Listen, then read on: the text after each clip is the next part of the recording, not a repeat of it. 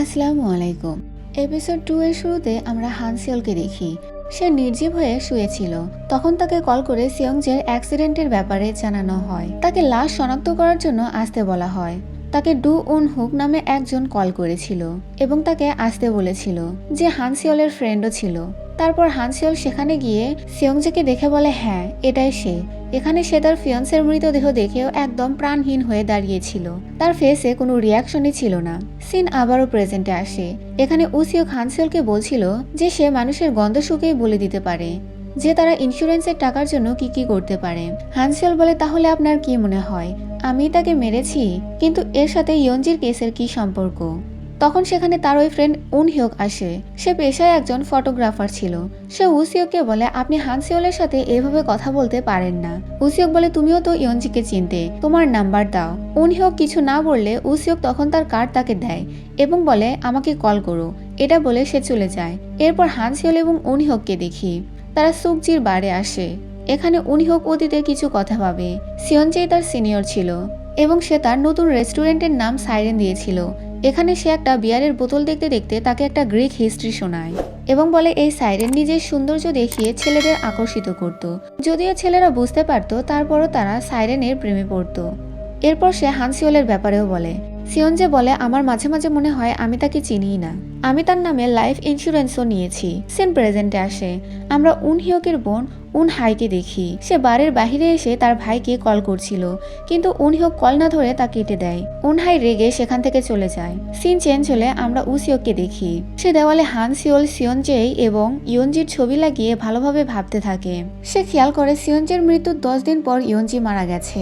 এরপর হানসিওলকে তার অফিসে দেখি। তার কলিগ তাকে ইয়ঞ্জির জিনিসপত্র দেখায়। হানসিওল বলে, আমি তার মাকে গিয়ে দিয়ে আসবো।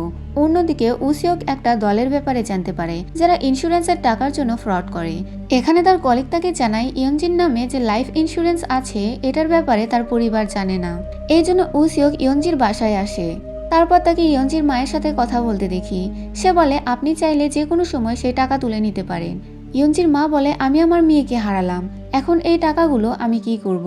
তখন সেখানে হানসিওল আসে ইয়ঞ্জির জিনিসপত্র নিয়ে। এগুলো দেখে ইয়ঞ্জির মা কাঁদতে শুরু করে। সে জিনিসগুলো নিতে চাইলে হানসিওল বলে, এগুলো ভারী, আমি ভেতরে রেখে আসি। তখন উসিওক সেখানে আসে এবং তাকে বলে, আমাকে দাও, আমি হেল্প করছি। এরপর ইয়ঞ্জির মা তাদের ইয়ঞ্জির রুমে নিয়ে যায়। তারপর তিনি হানসিওলকে বলে, এখানে অফিসের অনেক ফাইল থাকতে পারে, তুমি দেখতে পারো, যদি কোনো কিছু ইম্পর্টেন্ট থাকে আমি তোমাদের জন্য চা বানাই। এটা বলে তিনি নিচে চলে যায়। হানসিওলের সাথে সাথে এখানে উসিওকও ইয়ঞ্জির রুম দেখতে থাকে।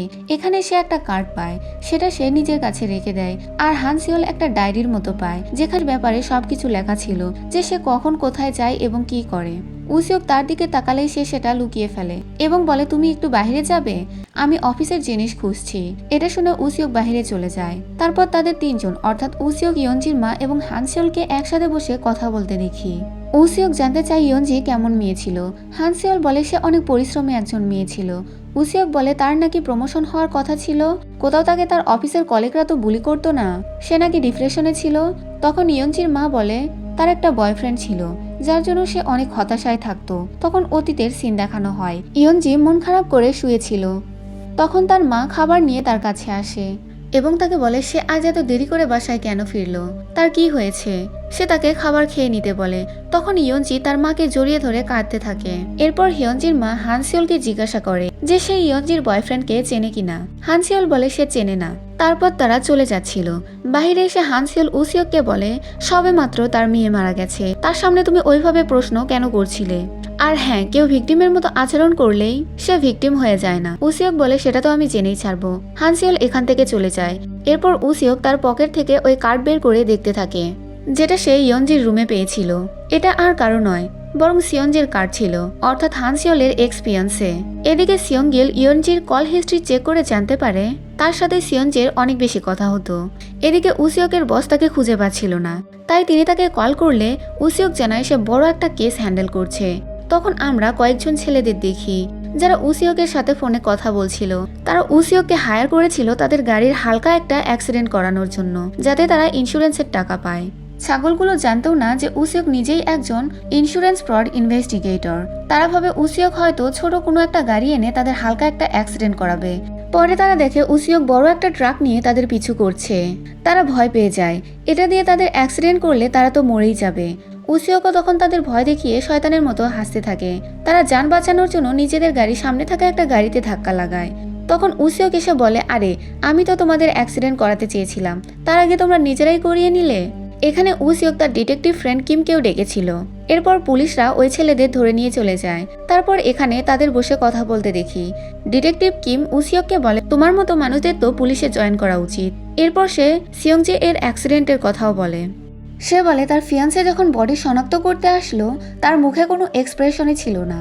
তখন সে হানসিওলে সেদিনের ছবি দেখায়, যাকে এখানে নিষ্প্রাণ দেখা যাচ্ছিল। উসিওক এখানে ছবিটি ভালো করে দেখে, যেন হানসিওলের চোখ অন্য কোনো কথা বলতে চাচ্ছে।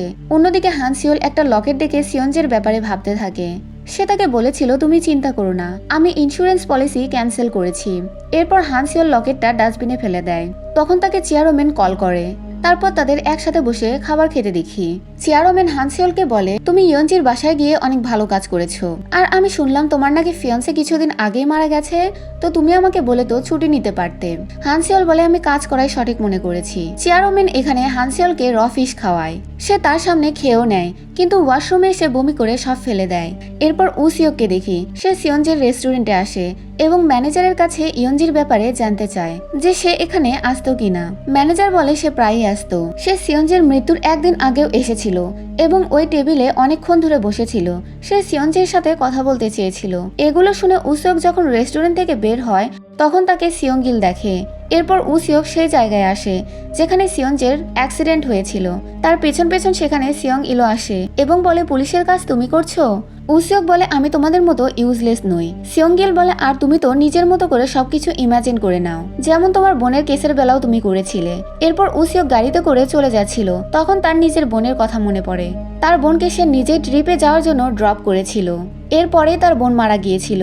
এগুলো ভেবে উসিওকের চোখে পানি চলে আসে। এরপর সে সুকজির বারে আসে। এখানে হানসিওলও ছিল। সে সুকজিকে বলে হানসিওল যে ড্রিঙ্ক নিয়েছে সেও সেটাই নিবে। সুকজি সেটা দিয়ে চলে যায়। উসিওক হানসিওলকে বলে, তুমি কি জানতে তোমার ফিয়ান্সে এবং ইয়ঞ্জি একে অপরের সাথে মেলামেশা করতো? কোথাও তাদের মধ্যে অ্যাফেয়ার ছিল না তো, যার জন্য তুমি তাদের মেরে ফেলেছো? নাকি ইন্স্যুরেন্সের টাকার জন্যই মেরেছো? তার কথা শুনে হানসিওল হাসতে থাকে। তখন উসিওক বলে, আমাকে ইয়ঞ্জি তার মৃত্যুর 1 ঘন্টা আগে কল করেছিল। সে আমাকে কিছু বলতে চেয়েছিল।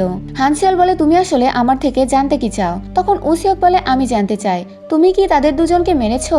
তখন হানসিওল ডেভিলের মতো একটা স্মাইল দেয়। তখন আমাদের কিছুদিন আগের সিন দেখানো হয়। হানসিওল ইয়ঞ্জি এবং সিয়ংজেকে একসাথে দেখেছিল। এখানে ইয়ঞ্জিও দেখেছিল যে হানসিওল তাদের ধরে ফেলেছে। সে তাকে দেখে হাসছিল। এরপর আমরা হানসিওলকে দেখি, তার ঘুম ভাঙলে সে নিচে ওয়াইনের বোতল ভেঙে পড়ে থাকতে দেখে। তখন সে ক্যালেন্ডারের ডেট দেখে ভাবে সে সেদিন ওই অ্যাক্সিডেন্টের জায়গাতেই ছিল। সিন চেঞ্জ হলে উসিওকের সাথে জুইয়ংকে দেখি। সে হানসিওলের ব্যাপারে বলে যে তার ফেস দেখে বোঝাই যায় না যে সে মিথ্যা বলছে নাকি সত্যি। এরপর হানসিওলকে অফিসে আসতে দেখি। সবাই তাকে দেখে কথা বলছিল। লিফটে তার ওই লোকের সাথে দেখা হয় যার সামনে সেদিন সে ওই পেন্টিংটি কেটে ফেলেছিল।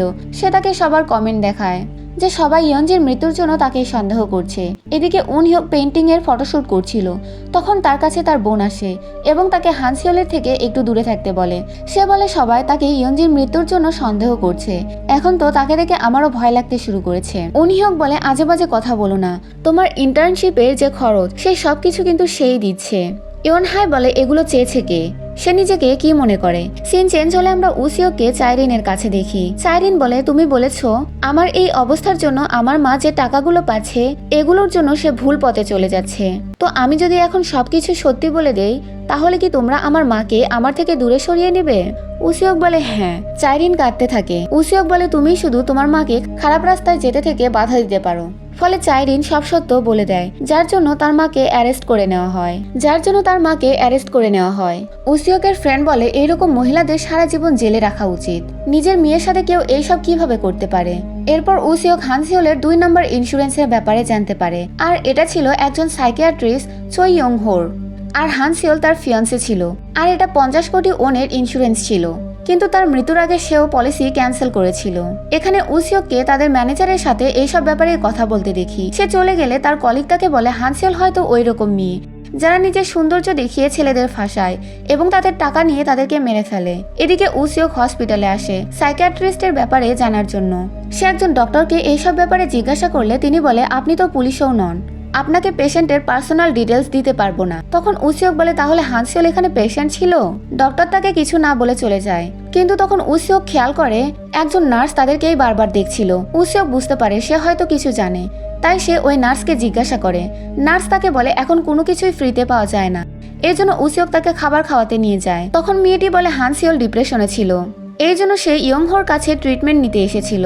আসলে তার একজন বয়ফ্রেন্ড ছিল যে সিরিয়ার ওয়ারে মারা গিয়েছিল, এই জন্য সে ডিপ্রেশনে চলে গিয়েছিল, তাই সে ট্রিটমেন্ট করাতে এখানে এসেছিল। কিন্তু সাইকিয়াট্রিস্ট তার ট্রিটমেন্ট করতে করতে সে নিজেই তার প্রেমে পড়ে গিয়েছিল। এদিকে হানসিওলকে দেখি সে ইয়ঞ্জির রুমে পাওয়া সেই ডায়েরির মতো জিনিসটি কেটে ফেলছিল। তখন তার কাছে উনহিওক আসে এবং তাকে বলে সিয়ং যে আমাকে বলেছিল তার ইন্স্যুরেন্সের টাকা তুমি পাবে, তাহলে কি তুমি সেই টাকাগুলো পাচ্ছ? তার কথা শুনে হানসিওল সেখান থেকে চলে যেতে শুরু করে। উনহিওক তাকে থামায়। তখন হানসিওল বলে আমি ভেবেছিলাম তুমি অন্তত আমার পাশে আছো, কিন্তু দেখো আজ তুমি কি সব জিজ্ঞাসা করছো। এটা বলে সে সেখান থেকে চলে যায়। সে রাস্তায় এসে একটা লাইফ ইন্স্যুরেন্সের বোর্ড দেখে হাসতে থাকে। অন্যদিকে উসিওককে দেখি সে সিরিয়ার ওই ওয়ার্ডের ডিটেলস কালেক্ট করে। ফলে সে লি সুহো এর ব্যাপারে জানতে পারে যে হানসিওলের বয়ফ্রেন্ড ছিল। এদিকে হানসিওলদের কোম্পানিতে সিরিয়ার একটা পেন্টিং আসে। হানসিওল সেটা দেখে কিছুটা ভয় পেয়ে যায়। এরপর সে আরো অনেকগুলো পেন্টিং দেখতে থাকে। তখন তার কাছে উসিওক আসে। হানসিওল তাকে দেখে বলে তুমি এখানে কিভাবে আসলে? এখানে সবার আসার অনুমতি নেই। তখন উসিওক বলে 7 বছর আগে একটা মেয়ের একটা বয়ফ্রেন্ড ছিল। ছেলেটি তার নামে একটা লাইফ ইন্স্যুরেন্স নিয়েছিল, কিন্তু ছেলেটি মারা যায় এবং সে মারা যাওয়ার আগে তার ইন্স্যুরেন্স পলিসি পরিবর্তন করে যায়, যার ফলে মেয়েটি কোনো টাকাই পায় না। এরপর সে ডিপ্রেশনে চলে যায়, তাই সে একজন সাইকিয়াট্রিস্টের কাছে যায়। তখন সেই সাইকিয়াট্রিস্টই তার প্রেমে পড়ে যায়। সেও তার নামে একটা ইন্স্যুরেন্স নিয়েছিল, কিন্তু মারা যাওয়ার আগে সেও ইন্স্যুরেন্স পলিসি চেঞ্জ করেছিল, আর মেয়েটি আবারও কোনো টাকা পেয়েছিল না। এরপর একজন রেস্টুরেন্টের ওনার তার উপর প্রেমে পড়ে, আর তার ক্ষেত্রেও একই কাহিনী। তো তুমি একটা মেয়ে আর তোমার জন্য 3 জন ছেলের জান গেছে, অর্থাৎ এটাই বোঝা গেল যে হানসিওলকে ভালোবাসবে তাকেই মরতে হবে। ভালোবাসা এমনই হয়, তোমার সৌন্দর্য দেখে তারা পাগল হয়ে গিয়েছিল। তখন হানসিওল বলে তোমার কি মনে হচ্ছে আমি কেমন? উসিওক বলে জানি না, লাইটের জন্য তোমাকে দেখতে পাচ্ছি না। তখন হানসিওল প্রজেক্টর অফ করে এবং বলে এখন দেখো তোমার কি মনে হয় আমার সত্যিই কোনো ছেলে মানুষের দরকার আছে? এটা বলতে বলতে সে উসিওকের কাছে আসে এবং বলে তুমি এমন ভাবে কথা বলছো যেন আমার ব্যাপারে সবকিছু জানো, তাহলে বলো এরপর কে? উসিওক বলে কি কে? হানসিওল বলে এরপর কে আমার প্রেমে পড়বে? সে এটা বলে উসিওকের অনেক কাছে চলে আসে। উসিওক কিছু না বলে তাকে দেখতে থাকে। আর এপিসোড 2 এখানেই শেষ হয়ে যায়। Thanks for watching.